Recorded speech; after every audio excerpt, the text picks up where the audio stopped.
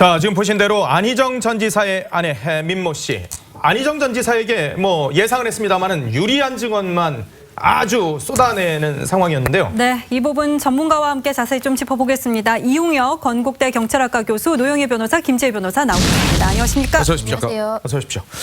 아니, 저 안희정 지사 부인 민 여사가 직접 증인으로 나와가지고 비서 김지은 씨가 부부 침실에 새벽에 들어왔다. 이렇게 주장을 한 게 지금 논란이 되고 있거든요. 그 작년 8월에 그 중국 대사 부부를 초청해서 만찬을 한 다음에 예. 상하원 리조트에서 본인들은 2층에서 그리고 김지은 씨는 1층에서 잠을 자기로 이제 돼 예. 있었는데 한 새벽 4시 정도에 이상한 소리가 들려서 깨어봤더니 그 김지은 씨가 자기 침실에 들어와 있었다. 그리고 한 3, 4분 정도 쳐다보더니 거기에 대해서 이제 그 본인은 깨어 있다는 것도 표시를 제대로 하지 못하는 상황이었는데 예. 남편인 안 전 지사가 지은아 왜 그러니 이렇게 되게 부드러운 목소리로 네. 물어보더라는 겁니다. 예, 예, 예. 그러니까 그 소리를 듣고 김지은 씨가 이렇게 두 마디를 하더니 그냥 황급히 나가버렸다. 그래서 자기 너무너무 놀랬다 이제 이런 얘기를 지금 하고 있는 건데요. 예, 예. 사실 이 얘기가 어제만 나온 게 아니고 그 구 씨라고 하는 김지은 씨 측의 증인으로 나온 사람이 있어요. 검찰 측 증인. 아, 예, 예. 그분도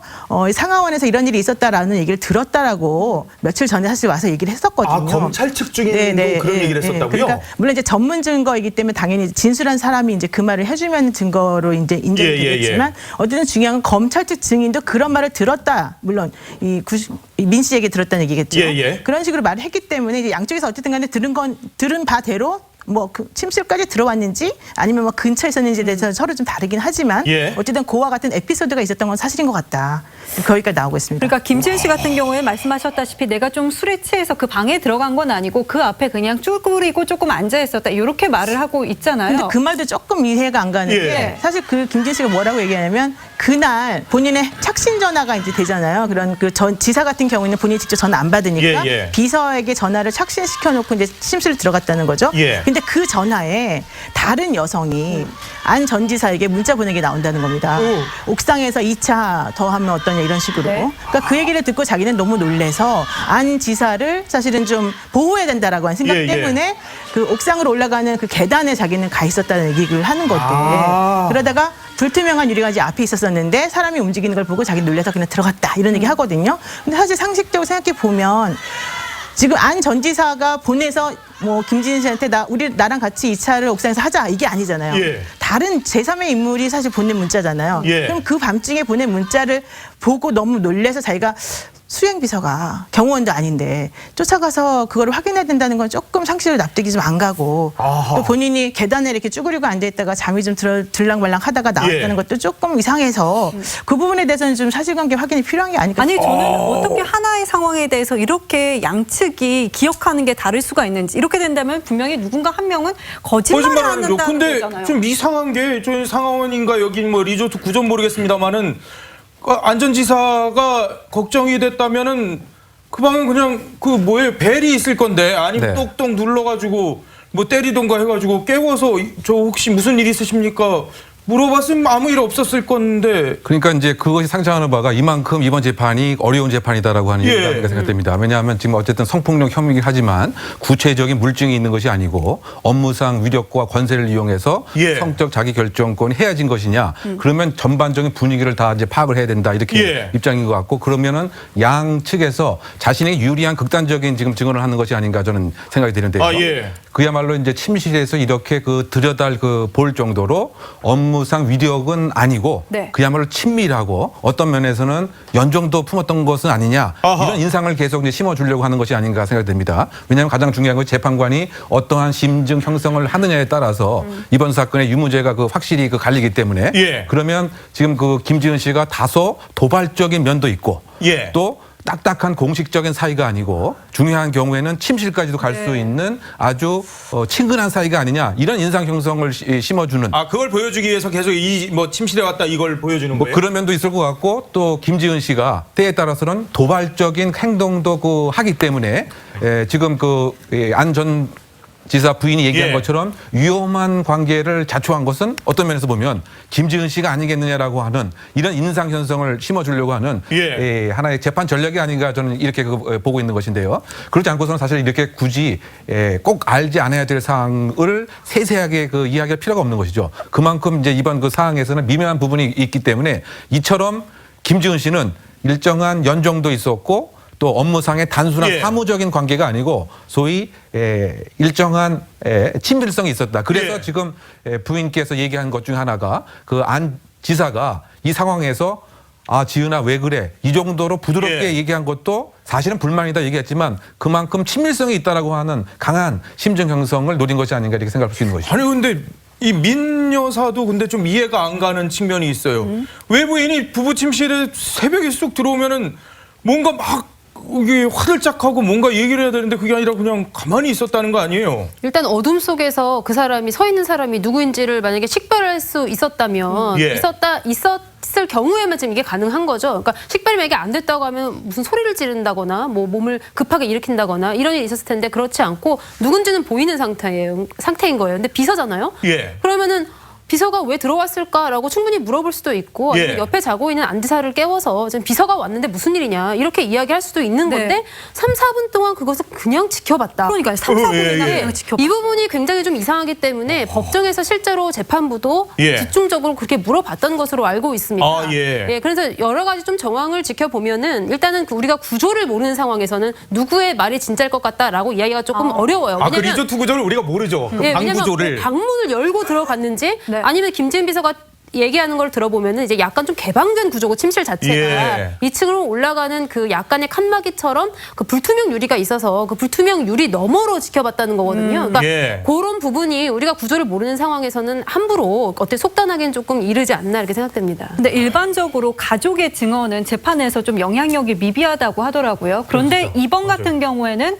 남편의 성폭력 혐의 사건에 대해서 부인이 나섰잖아요. 예, 예. 굉장히 수치스러운 상황에서도 부인이 나서서 증언을 했단 말입니다.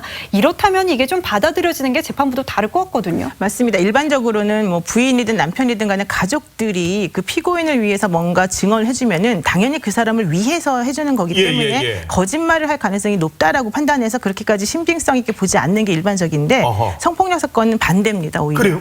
예, 왜냐하면 지금 이 사건에서 가장 피해자는 사실은 이 부인이거든요. 예, 예. 그러니까 누구 말이 맞든지 간에 어쨌든 간에 부인 그렇죠, 입장에서는 제일 피해자인데 그 피해자가 사실은 남편이 그런 범행을 저지르는 것도 싫고 혹은 범행이 아니라 하더라도 불륜을 저지른 것도 싫을 텐데 그것 때문에 법정에 나오고 이렇게 이슈가 된 상황에서 본인이 하는 말 한마디 한마디가 사실은 다 이렇게 언론에 공개가 될 수도 예. 있고 더 중요한 건 검찰로부터 증인신문을 엄청나게 심하게 받을 수밖에 없어요. 왜냐하면 검찰이 반대 입장에 쓰기 때문에 예. 그러면 그게 상당히 당황스럽고 힘든 부분이 있는데 그런 걸 전부 다 본인이 다 감수하고 나와서 자기가 너무 밉지만 그래도 진실을 위해서 나는 말하는 사람이다. 예. 이런 식의 그런 지금 이미지를 보여주고 있는 거기 때문에 그 재판부 입장에서도 저 사람이 저기까지 와서 말을 한다는 것은 아마도 그 피고인의 주장이 맞기 때문이 아니냐라는 식으로 좀 받아들일 가능성이 있어요. 그렇지만 이런 경우가 가끔 있어요?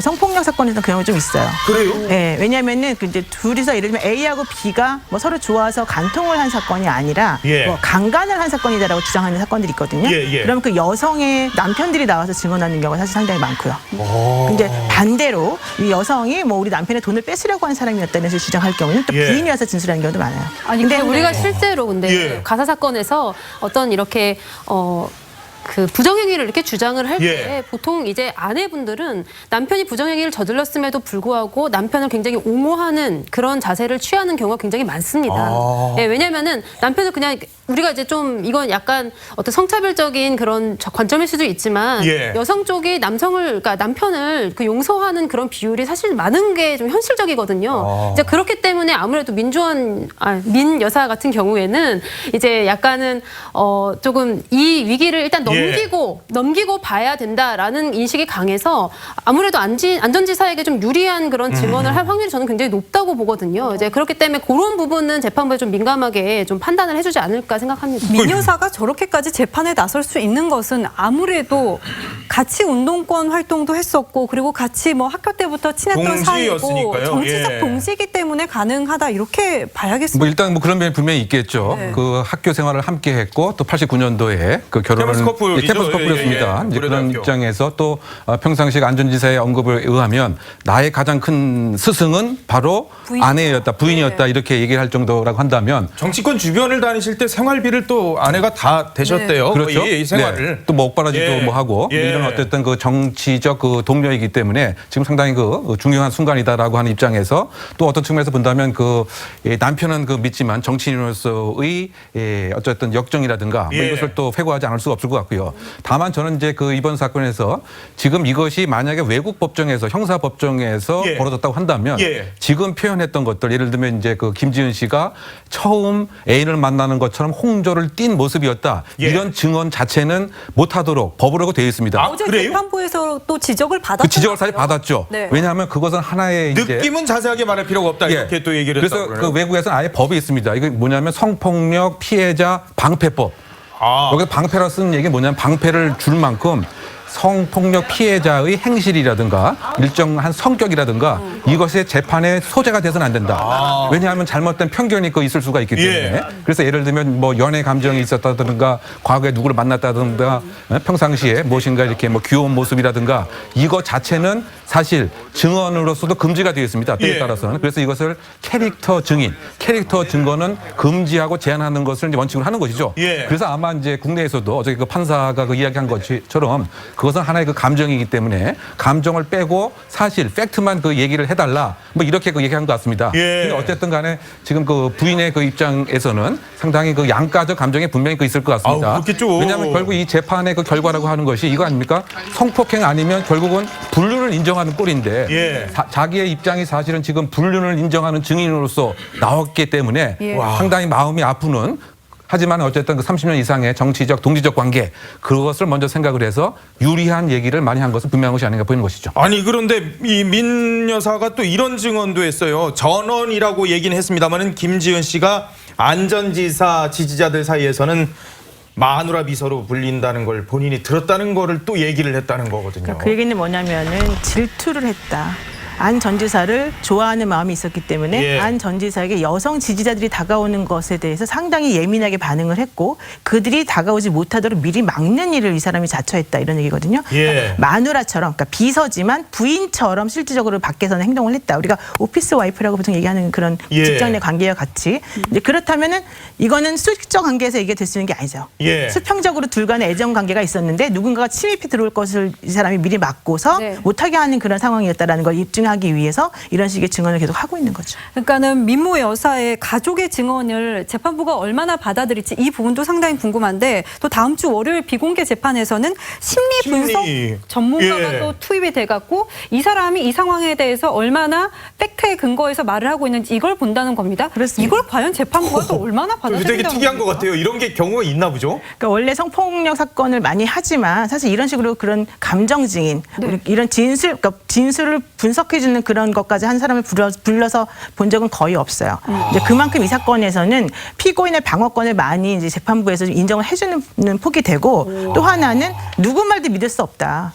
그러니까 우리가 좀 객관적으로 이 사람이 말을 믿을 수 있는지 없는지에 대해서 좀 판단을 받아보자 이런 생각을 지금 하기 때문에 이걸 받아들여진 게 아니라 생각합니다. 이게 그 통상적으로 자주 있는 일은 아닌 거군요. 자주 있는 일은 없고요. 대부분 감정 증인을 뭐 한다 하더라도 보통 서면 형태로 먼저 예. 보고서를 보여주고 난 다음에 문제가 생겼을 경우에 그 증인을 불러서 재판에서 다시 하는 경우는 있지만 이렇게 아예 감정 증인이 처음부터 그러니까 미국에서 보면 뭐 미국이나 외국의 재판 같은 걸 보게 되면 그런 사람 예. 많이 나오지만 우리나라에서 그렇게 많이 되지 않습니다. 아니 근데 김지은 씨는 차단막 뒤에서 증언했었잖아요. 그렇죠. 근데 왜 민모 여사는 그런 걸 안 해줘요? 피해자 중심적으로 지금 법정이 운영되고 있기 때문에 아. 피해자는 또 아까 말한 계속 2차 피해 하고 2차 가해 같은 것들이 계속 나오지 않습니까? 예, 예, 예. 그러니까 거기서 이 사람을 보호해야 된다. 이런 것 때문에 혹시라도 안희정 전 지사를 서로 본다거나 이렇게 되면 위축될 수 있죠. 부담스러워서 안 된다. 침소리에 위축됐다는 또 보도도 나와 있었어요. 네, 그렇습니다. 뭐 김지은 씨 같은 경우에는 미투를 할 때부터 뭐 자신의 이름이나 얼굴이나 이 모든 거를 공개했기 때문에 어느 정도는 감수하겠다는 의지가 좀 있었던 것 같은데 그래도 상상 이상으로 뭐 이혼 전력이나 이런 것까지 지금 다 공개가 예, 되고 있는 예. 상황이잖아요. 네. 그렇다 보니까 또 여성단체나 뭐 성폭력 협의회 이런 데에서는 반발의 목소리도 2차 피해에 대해서 지금 강력히 있더라고요. 지금 반발을 네. 하고 있거든요. 아무래도 지금 이렇게 돌아가는 상황을 보면 아니 이 정도로 지금 심하게 이렇게 개인의 사생활이나 아니면은 평소에 어떤 행동들 이런 거 다 이렇게 진짜 속된 말로 털리는 그런 마당에 과연 이렇게 성폭력 피해자가 자신 있게 그러면은 고소 고발을 할 수 있겠느냐. 그 그리고 부분도 또, 분명히, 예, 예. 지금 또 굉장히 논란이 되고 있는 게 김지은 씨 측에서는 김지은 씨 쪽 증인은 언론에서 보도가 안 되고 비밀로 보장되면서 네. 그러면서 이제 안전지사 측 증인들의 이야기만 굉장히 좀 세세하게 이렇게 보도가 되고 있기 때문에 예. 인터넷상의 여론이 굉장히 김지은 씨에게 안 좋은 방향으로 그렇게 흘러가고 있는 것 이 아니냐. 초반과는 또 다 완전히 다른 양상이 되는 것 같아요. 그런 부분이 있기 때문에 이게 굉장히 특히나 또 유명 인사, 예. 또 권력을 가진 유명 인사의 경우에는 그럼 더더욱 고소 고발이 어려운 그런 어떤 전례를 남기는 것 아니냐 이런 점에서 굉장히 좀 심각한 상황이라고 볼 수 근데 있을 것 그거는 같습니다. 조금 예. 관점을 달리해서 생각해 보면 예. 좀 안 맞을 수도 있는 것이 예. 검찰 측 증인들은 본인들이 공개되는 걸 원하지 않았기 때문에 사실은 이런 식으로 얘기가 되는 거예요. 근데 지금 그 피고인 측 증인들은 전부 다 지금 공개가 되고 있잖아요. 예, 예, 그러니까 예. 법정에서 이제 공개 재판이기 때문에 기자들이 들어가서 보면서 적어서 언론에 발표를 할 수밖에 없는 거고 그렇지 않은 사람들에 대해서는 사실은 공개를 제대로 하지 않기 때문인 것이거든요. 그리고 검찰 측에서 나온 것들이 만약에 언론에서 뭐 다루는 양이 적고 많다 이런 게 있으면 예. 그럼 오히려 본인들이 기자들에게 말을 해주면 되는 거죠. 근데 그렇게 안 하고 있는 거잖아요. 그러니까 원칙적으로 성폭력 사건을 그렇게까지 많이 하진 않는데 이번 사건은 좀 워낙 그 서로 다툼이 좀 치열하다 보니까 네. 이런 얘기까지 나오는 거거든요. 근데 그건 오히려 비공개 재판을 주장했던 검찰 측에서 보면 좀 약간 딜레마 상황인 거죠. 비공개를 얘기해놓고는 또 자기네들이 그 증언 나온 브리핑하거나 거를 이렇게 그렇죠. 하기 그렇게 할 또 수가 쉽지 없잖아요. 않으니까. 네. 그러니까 여러 가지 그런 아니 부분이 좀 근데 있습니다. 참 뭐 이 김지은 씨도 그렇고 이 안희정 전 지사 이 민모 여사도 참 힘든가 봐요. 진술은 남편을 위해서 이렇게 막 여러 가지 유리한 증언을 하긴 하면서도 결국은 눈물을 흘렸다는 거 아니겠습니까, 이거? 그렇죠. 그러니까 결국은 이제 제가 말씀드린 바와 같이 그 불륜을 정말 적극적으로 입증한 입증 아닙니까? 지금 입장이. 왜냐하면 그 성폭력이라고 하는 형사법적 제재를 그 피하기 위해서 그러니까 그 여성으로서 더군다나 그 30년 동안 하나의 소울메이트로서 역할을 예. 했는데 그것에 대한 그 배신감과 낙담감이 상당 부분 크지 않을까. 그래서 중간중간 한숨도 쉬고 뭐 울음도 다소 이제 보이는 것 같습니다. 안희정 지사는 그러니까 말 없이 그냥 고개만 떨굴 수밖에 없는 상황이었죠. 예, 그러다 보니까 얼마나 미안하겠어요. 예, 그러다 보니까 어떻게 보면 이 본질이 조금 흐려지는 것은 아니냐. 그 예. 미투라고 하는 운동부터 그 시작이 됐는데 성적 자기 결정권을 해하게 된 가부장적 구조의 중심에 있었던 남성의 비난은 어떻게 보면 이제 없어지고 예. 마치 이제 그 부인과 비서 둘 다 여성 아닙니까? 예. 여성 간에 네가 잘했니, 네가 못했느니 뭐 이런 식으로 그 모양이 그 바뀌어 가다 보니까 미투의 그 본질 자체가 지금 왜곡된 것은 아니냐. 그래서 결국은 예. 그 안 지사의 책임 있는 그와 같은 입장에 대해서 상당히 예. 비난이 더 가해진 입장인 것이죠. 오히려 자신이 떳떳하게 무엇인가 다른 방책을 예. 생각을 해봤어야지 가장 아픈 아내를 법정 증언대에 저렇게 세울 수 있는 저것은 어떻게 또 바라봐야 되느냐. 둘 다 마음이 아픈 예. 것은 아니냐. 김지은 씨는 김지은 씨대로 예. 성적 폭력을 당했다고 하는 아픔 또 그 부인의 입장에서는 내가 믿었던 남성이 남편이. 그와 같은 일을 했고 나는 예. 그 분류를 어떻게 감싸주는 본의 아닌 증언자가 된 것 같은 예. 이런 아이러니한 상황은 미투의 본질과는 거리가 먼 상황이었는데 예. 어떻게 잘못 흘러가고 있는 것은 아니냐 이런 비판적 의식도 있는 것이죠. 근데 성폭력 사건에서는 그럴 수밖에 없어요. 그래요? 왜냐하면 둘 간에 벌어진 일이기 때문에 객관적인 증거라고 하는 게 정말 미리 딱 맘먹고 계획적으로 이걸 남겨놓지 않는 이상은 예. 있기가 어렵고 결과적으로는 주변에서 사람들이 이제 말을 해주는 정황 증거만 가지고 얘기할 수밖에 예. 없기 때문에 어쩔 수 없는 부분이 하나 있고 또 하나는 부인을 증인으로 내세우는 순간 이미 전략이 들어가는 거죠. 전략이요? 그럼요. 부인이 나와서 물론 이제 미인 여사가 그랬다는 건 아닙니다. 예. 절대. 그렇지만 보통의 경우에 변호사들이 좀 감정적으로 어필을 해도 된다는 식으로 조언해주기도 합니다. 그리고 본인이 얘기를 하다 보면 자기도 모르게 감정이 북받치기도 하고 그래서 눈물이 또 나오기도 하고 그런 것들이 또 재판부에 사실은 좀 어필되는 것도 있어요. 예. 근데 사실은 그게 이 뭐 안희정 지사 측에 대해서만 이걸 전략이라 말할 수 없는 게 예. 사실은 또 피해자들도 증인으로 나와서 재판부에다가 얘기하면서 웁니다, 많이들. 그러니까 이거는 이제 감정적으로 그날의 상황이 어쨌다라는 걸 설명하면서 본인이 너무 힘들었다는 걸 표현한 하나의 방법으로 예. 사실은 변호인들이 많이 좀 조언해주는 그런 측면도 있어요. 그러니까 첫 재판에 김지은 씨가 굳이 안 와도 되는데 등장했잖아요. 나갔잖아요. 그것 또한 방청했어. 전략이 예. 될 수도 있는 거네요. 그렇죠. 왜냐하면 앉아있으면 부담스러워. 근데 성폭력 같은 경우는 맨 앞줄에 왼쪽에 그 그러니까 피해자의 자리하고 피해자의 대리인 자리를 만들어놔요. 예. 그래서 다른 사람 못 앉게 딱 하고 그 자리를 만들어 만들어주는데 잘 안 와요. 근데 일단은 그날 처음부터 왔잖아요. 그렇죠. 그럼 보이잖아요. 딱 지근거리에서. 예, 예. 그러면 상당히 위축될 수밖에 없어요. 아니 근데 여기서 잊혀진 사건이 하나 있어요. 안희정 전 지사의 미투를 폭로했던 거는 김지은 씨도 있었지만 이후에 또 무슨 연구소의 여직원분도 또 있었거든요. 근데 검찰이 물론 기소는 안 했었지만 이게 그거는 전혀 이 재판이랑 상관없는 겁니까? 상관이 없습니다. 왜냐하면 그 여자분은 이제 나중에서야 본인도 역시 그 피해자라고 주장을 하면서 여러 가지 뭐 언제 그랬다라는 걸 했지만 그것과 관련해서 증거가 사실 거의 없었기 때문에 검찰에서는 기소 자체를 그 부분에서 하지 않았기 때문에. 그럼 이 재판에는 전혀 영향을 안 주는 그런 사건으로 그냥. 그렇죠. 그거는 다른 사건, 별개 사건이기 때문에. 네. 그렇지만 또 그렇다 하더라도 그분이 그런 식으로 했다는 것 자체는 또 안 전 지사의 성향이나 예. 이런 거를 또 우리가 유추해 볼 수 있는 하나의 또 다른 간접 증거로는 볼 수 있어요. 그리고 지금 예. 김지은 사건 이렇게 진행되는 거 보면은 감히 못할 것 같아요, 고소를. 그래요? 어떻게 하겠습니까? 고소를 이렇게 했는데 아니 안 이렇게 된 이제 거죠. 막 속속들이 예. 이렇게 다 막 까발려지고 이런 상황에서 만천하에 공개가 내가 되고 혹시 있는 상황. 피해자라고 하더라도 굉장히 망설일 수밖에 없는 그런 상황이 될 수밖에 이게 참 없어요. 딜레마거든요. 그러니까 이게 언론도 이게 보도를 안 할 수도 없고 그렇다고 또 하는 건 너무 또 프라이버시인 것 같고 이게 저희도 딜레마인데. 일반적으로 이제 외국의 경우를 자꾸 얘기해야 되는데 예. 피해자가 그 언론에 노출되는 것 자체를 처음부터 봉쇄를 합니다. 아. 왜냐하면 하나 알려지게 되면 그 사람이 평상시에 어떠한 행실이 있었고 예. 또 남성 관계는 이제 어땠고 이렇게 되면 이것에 일정한 이미지를 형성하게 됩니다. 네. 예. 그러면 그 재판관이라는 것이 이제 인간이기 때문에 심증 형성을 상당히 불리하게 되는 것이죠. 그러니까 검찰 측은 비공개라고 하고 했지만 예. 법정에서 법원이 이것을 조금 이렇게 컨트롤 했어야 되는 것이 맞지 않나 이렇게 생각이 들어요.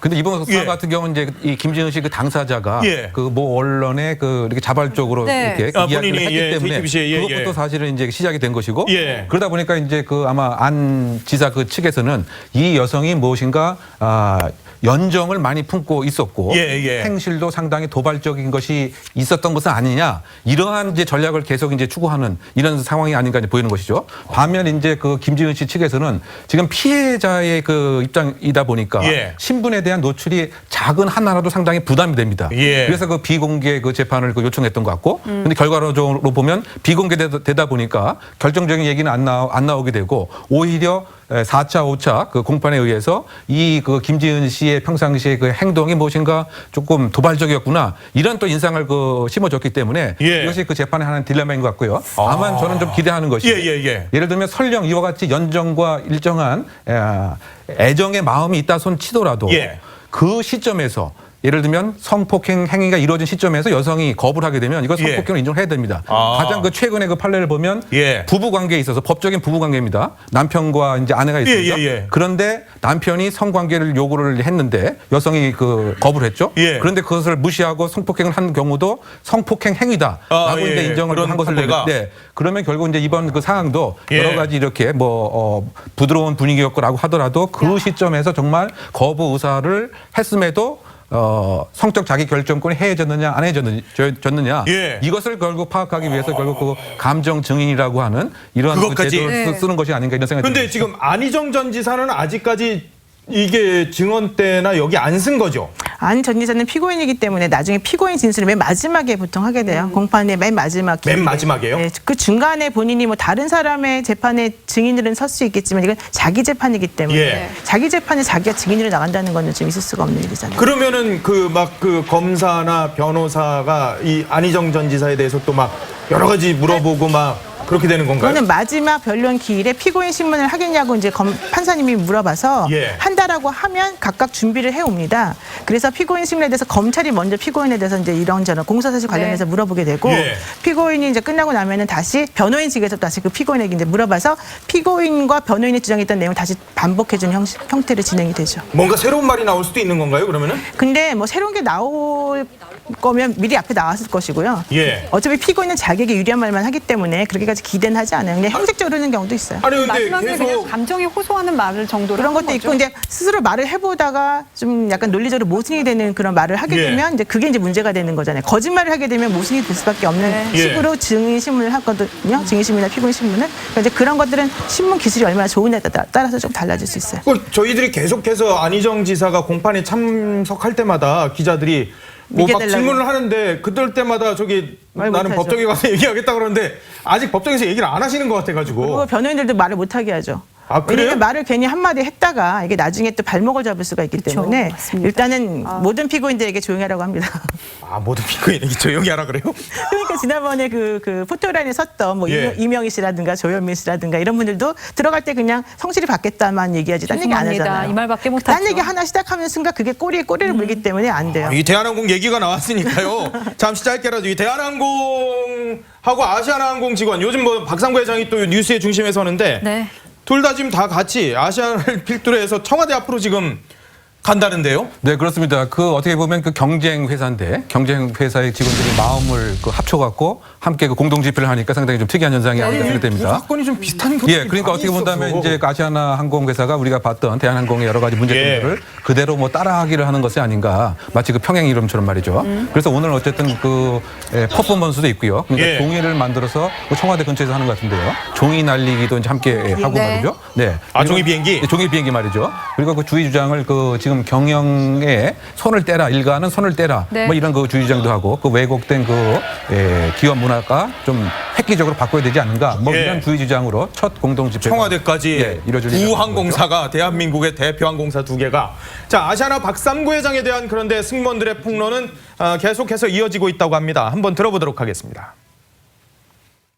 회장님이 우리 같은 신입사원을 직접 만나러 온다고 하시니 너무나도 감사드리고 설레는 일이었는데 그게 이제 매달 반복되면서 회장님의 입맛에 맞게 저희가 노래를 개사를 하고 너는 울고 너는 안기고 너네는 달려가서 팔짱 껴라 등의 주문들을 들으면서 이 행위는 정상적인 행위가 아니라는 생각이 점점 들게 되었습니다.